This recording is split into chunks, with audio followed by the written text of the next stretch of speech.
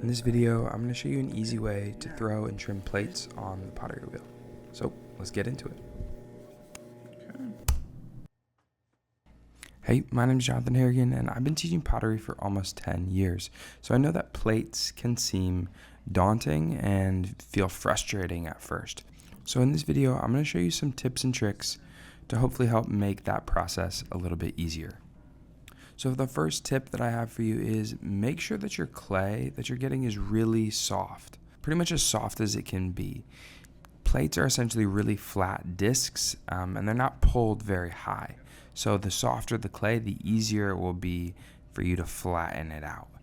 Now, after you've got your clay, you obviously have to prep and wedge it before putting it on the wheel. I have a whole video on that if you want to watch that, so this will not be an in-depth tutorial on how to wedge and prep your clay or how to center. If you want to watch those, I'll have them linked below. So what you got to do first is you got to center it just like you would normally. You're going to lean in and press down.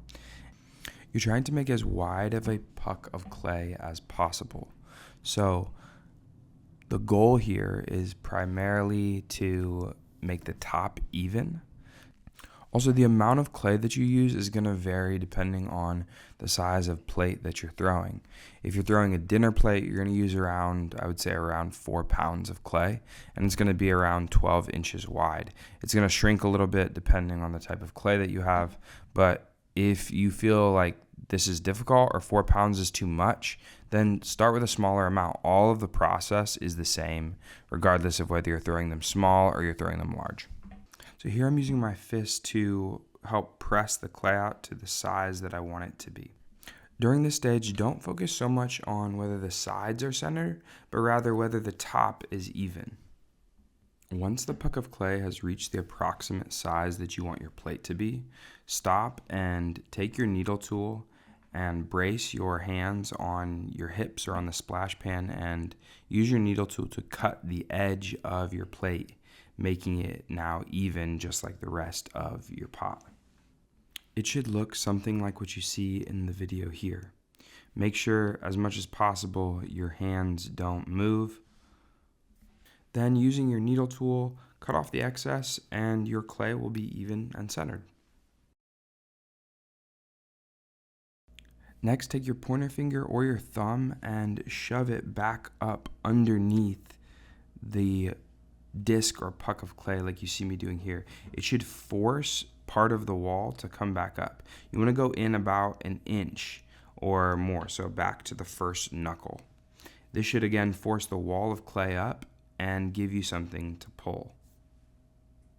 Then pull your wall the way you would normally and begin to lay the rim of your plate back to the shape and angle that you want it to be.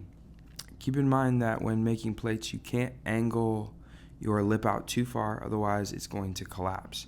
Also, remember that you need to take your metal rib and compress the inside of the plate really well to avoid S-cracks in the future.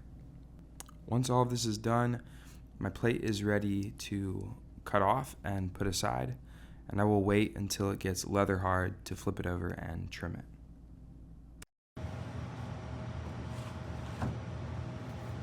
Alright, so we're back at day 2, and our pots are dried out. Our plate is leather hard, which is good, so now it's ready to be trimmed. To do this, though, a little trick you want to do is make sure that this comes off the bat. To do that, grab your wire tool and cut through it.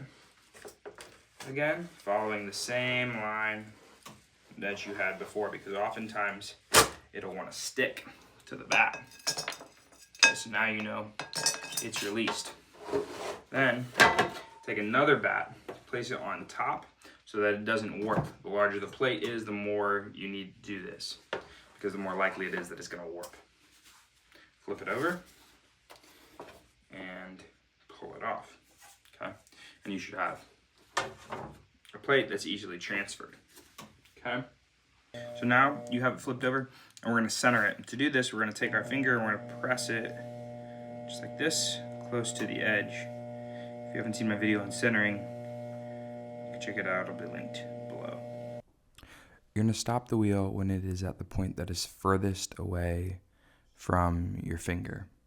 So when the plate is furthest away from your finger, and you're going to scoot it toward your hand half the distance, and repeat this process over and over again until the clay is touching your hand all the way around when you spin it.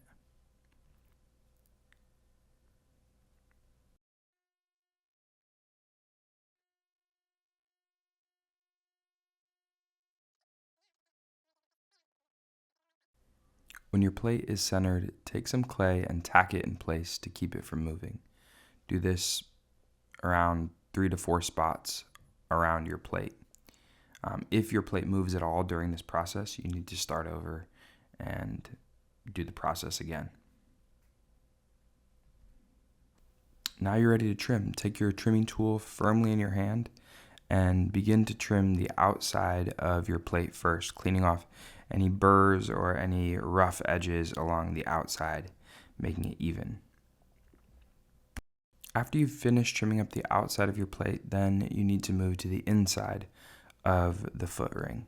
And to do this, mark a line where you want the foot ring to be, maybe a little bit wider than you want that foot ring to be, and begin to trim out the inside of the plate. Later, you'll come back and you'll thin out the foot ring to make it the size that you actually want it. Remember to hold your tool firmly with both hands so that it doesn't drag or catch on you.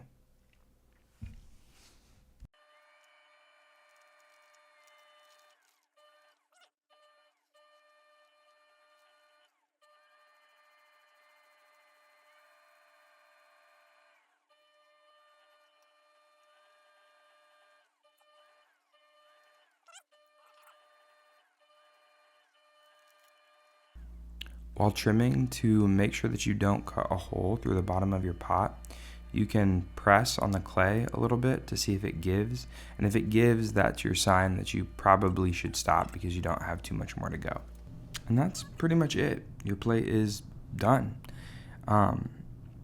Thanks so much for watching, guys.